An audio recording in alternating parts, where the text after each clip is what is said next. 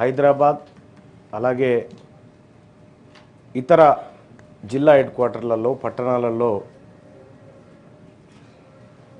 ఆటోలు కార్లు నడుపుతున్నటువంటి ఒక వాళ్ళకు సంబంధించినటువంటి అంశం sir manifesto Congress party manifesto రాసిన దాంట్లో అత్యంత కీలక భూమిక పోషించినటువంటి గౌరవ మంత్రివర్యులు శ్రీధర్ బాబు గారు ఆ తర్వాత ఇంకా కొంతమంది ఇక్కడే ఉన్నారు సార్. వారి దృష్టికి కొన్ని విషయాలు తీసుకురావాలనుకుంటున్నాను సార్. ఇప్పుడు తెలంగాణ రాష్ట్రంలో ఉన్నటువంటి ప్రయాణికులను ఆర్టీసీ ప్రైవేట్ ఆపరేటర్లు కాకుండా ఓలా ఊబర్ లాంటి సంస్థలు కూడా దీంట్లో ఉన్నాయి సార్.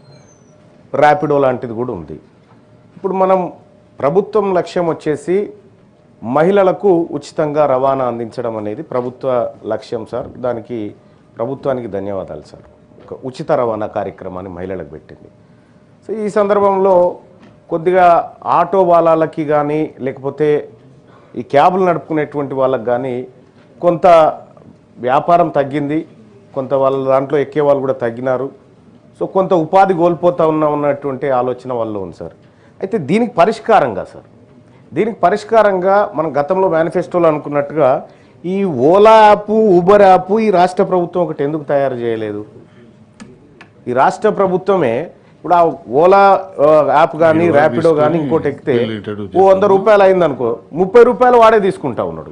70 రూపాయలలో వీడు పెట్రోల్ వెళ్ళాలి, కూలి వెళ్ళాలి, అన్నీ వెళ్ళాలి. కానీ ఆ పరిస్థితి లేదు.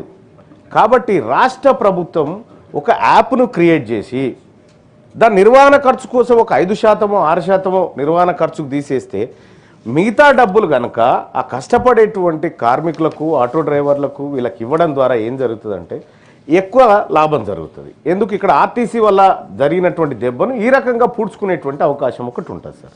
సో అది కాకుండా రాష్ట్ర ప్రభుత్వం ఇంకొక అడుగు కూడా ముందుకేయచ్చు. ఓన్లీ ఆర్టీసీ బస్సులలోనే ఎందుకు ఉచితం అనుకోవాలి? ఆటోలలో ఎందుకు ఉచితం కాకూడదు?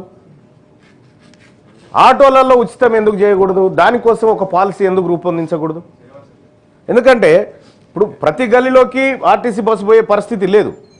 కాబట్టి సో దానికోసం ఒక పాలసీ తయారు చేసి గల్లీల నుంచి లేకపోతే బస్సులు పోయినటువంటి జాగాల నుంచి మనం గడపకు పోయినా తప్పేం లేదు, గడపకు పోయినా తప్పు లేదు. ఎందుకంటే మహాలక్ష్మి గడప కాడి నుంచే స్టార్ట్ అవుతుంది.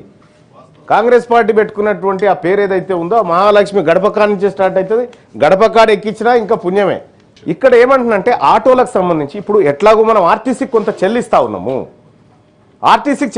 చాలా మంది ఆటోలు సార్. నేను ఎప్పుడైనా వస్తూ ఉంటే వాళ్ళు ప్రేమ కొద్ది పలకరిస్తారు, అన్న మా బతికేందన్నా అంటా ఉన్నారు. చాలా మంది అంటా ఉన్నారు, మా బతికేందన్నా, మేము ఎట్లా బతకాలన్నా, ఈ రోడ్ల మీద మాకు దందాలు లేవన్నా, రోజుకు అప్పుడు 5-6 కిరాయిలు దొరికితే అంతో ఇంతో ఆశతో ఉండేది, వాళ్ళ 1-2 కిరాయిలు దొరకనటువంటి పరిస్థితి ఉంది.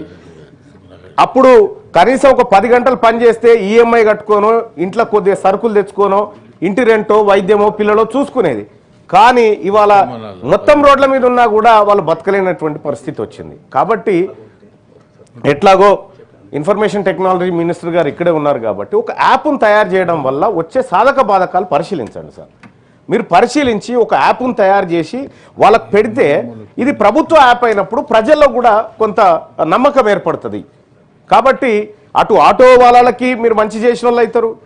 రెండోది ఒక అడుగు ముందుకేసి ఆర్టీసీకి ఆటోకు అనుసంధానం చేసి ఈ స్కీమ్ ఏదైతే ఉందో ఉచిత స్కీమ్ని తద్వారా వాళ్ళకి ఎట్లయినా లాభం చేయొచ్చేమో ఒకసారి పరిశీలించవలసిందిగా ఒకటి కోరుతా ఉన్నాం సార్.